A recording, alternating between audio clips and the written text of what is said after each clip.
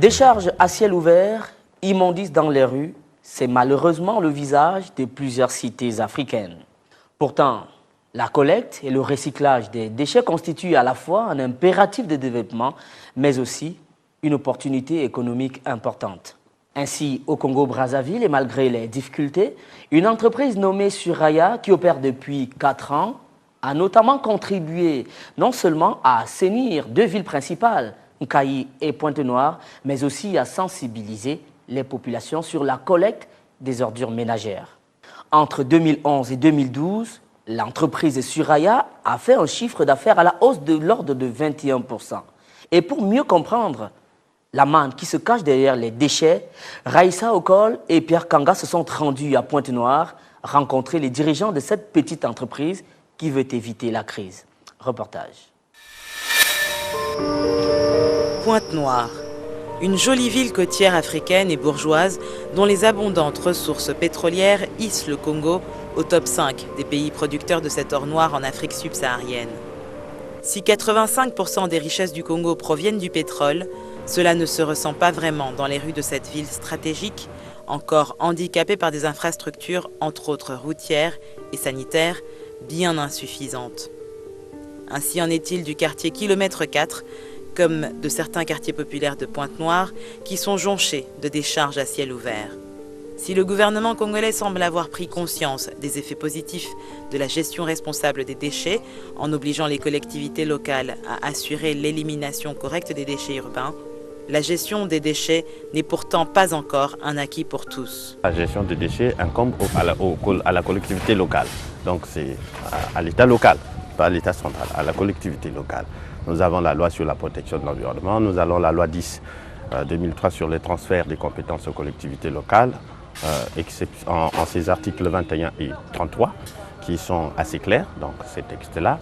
La gestion des déchets urbains incombe aux collectivités locales. À ce moment-là, nous sommes dans une démarche qui consiste à susciter de la part de la collectivité locale le désir d'élaborer, d'établir un partenariat public-privé. Et comme on l'a fait un peu ailleurs, à Nkayi, où la collectivité locale travaille avec une structure privée, qu'est Suraya. Voilà, donc dans le cadre de la délégation de services publics, tout ça là, ainsi de suite. Deuxièmement, nous sommes dans une démarche qui consiste à fédérer un peu des efforts des entreprises qui interviennent dans la collecte des déchets. Parce que à ce niveau-là, mieux vaut 5 doigts qu'un seul. Ah, il faut vraiment que chacun, bien que différent, des tailles différentes, essaie de jouer son rôle dans ce travail d'ensemble. Il y a aussi également la population qui doit intervenir, pas en tant que responsable des détritus ou producteur des déchets, mais aussi en tant que maillon essentiel dans la lutte contre la production et la réduction de la quantité de déchets à produire. Donc il faut qu'on intervienne à ce niveau-là. Il y a aussi un 4e élément qui est très important. Aujourd'hui, nous sommes dans un système libéral. Et donc les mentalités entrepreneuriales ne sont pas encore développées.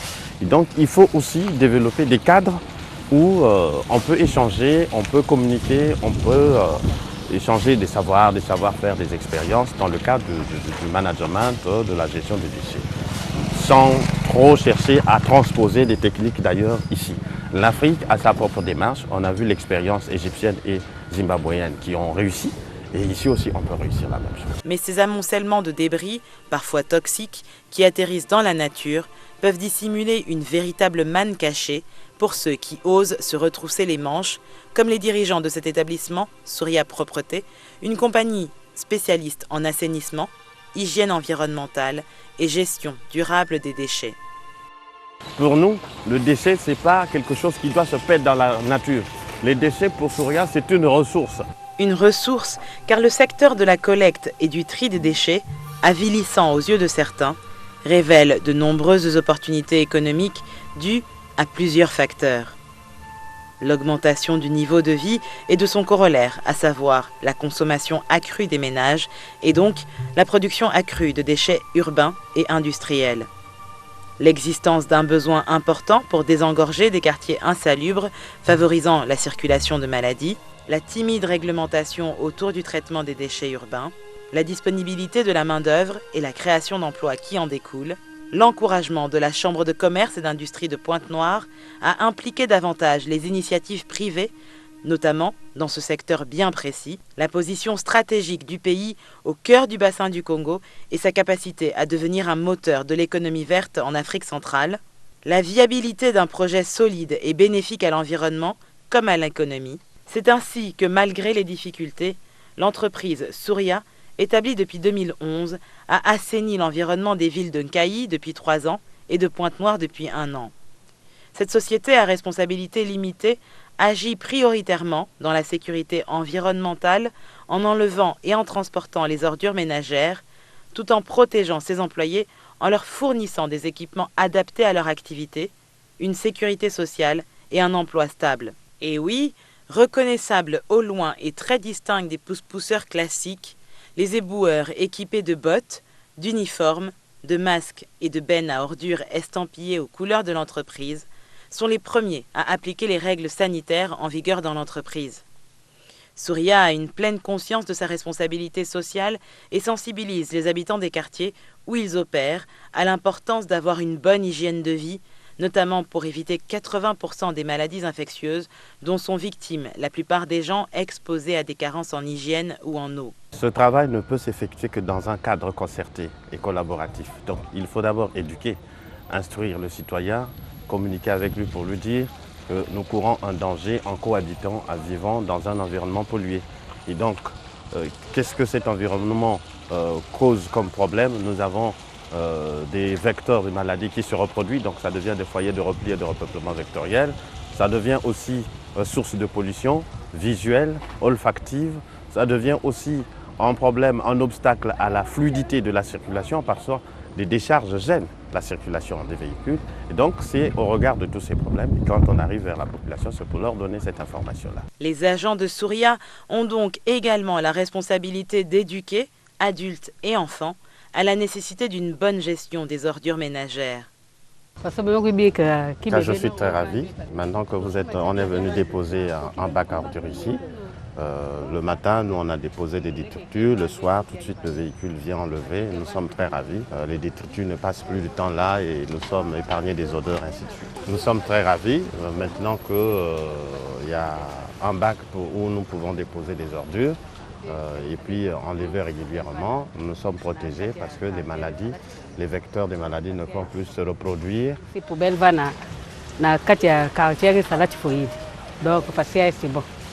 Mais des usagers comme Madame Tombé, il en faut encore pour venir à bout de l'insalubrité.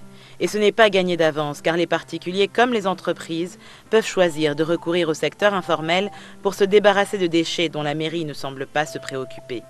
Dans ce contexte, démarcher les clients et collecter l'argent auprès des particuliers n'est pas toujours facile pour les agents.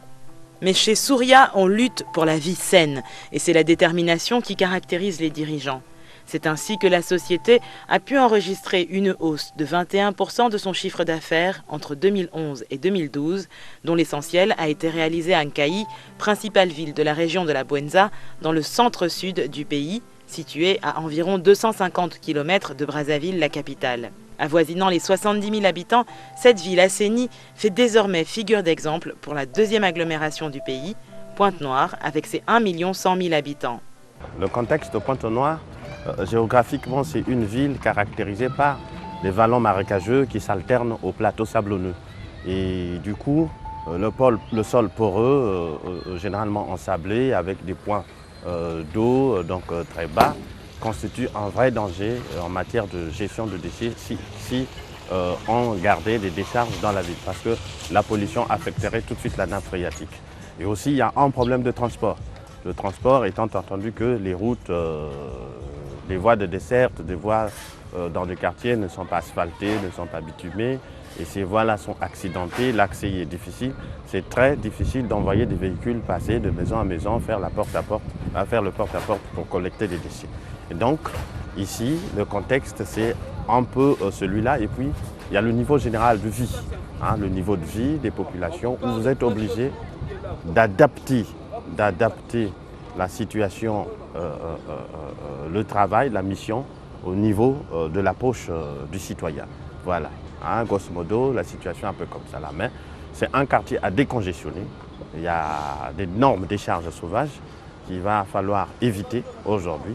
Le problème pour Souria, ce n'est pas d'éliminer seulement ces discharges, mais c'est de résoudre le problème à la source. Les coûts élevés des agréments étatiques imposés aux sociétés de collecte et ceux des dépôts à la décharge municipale où, pour 3 mètres cubes d'ordures, les entreprises doivent s'acquitter de 3 500 francs CFA, ces coûts-là ne découragent pas les entrepreneurs adeptes du green business qui luttent contre la pauvreté en préservant l'environnement.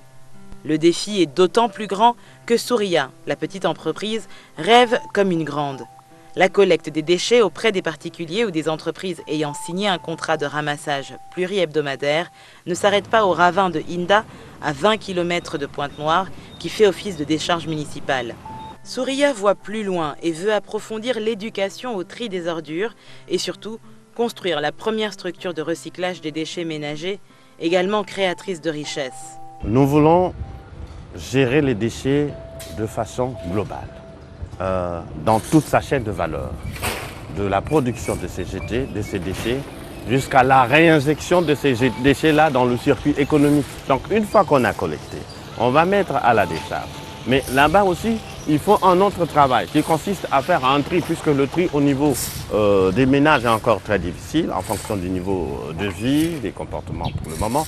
Mais au niveau de la décharge, on va faire un tri où les déchets fermentescibles seront compostés, les déchets plastiques seront recyclés, les déchets papier seront recyclés, les déchets ultimes qu'on ne peut pas recycler seront incinérés. Et donc à terme, le projet Souria va arriver à générer des emplois en revalorisant les déchets. Ce combat pourrait n'être qu'une goutte d'eau dans l'océan de l'émergence. Mais pour l'instant, ce business de bon augure s'inscrit directement dans la droite ligne des objectifs du millénaire pour le développement, du moins à l'échelle locale.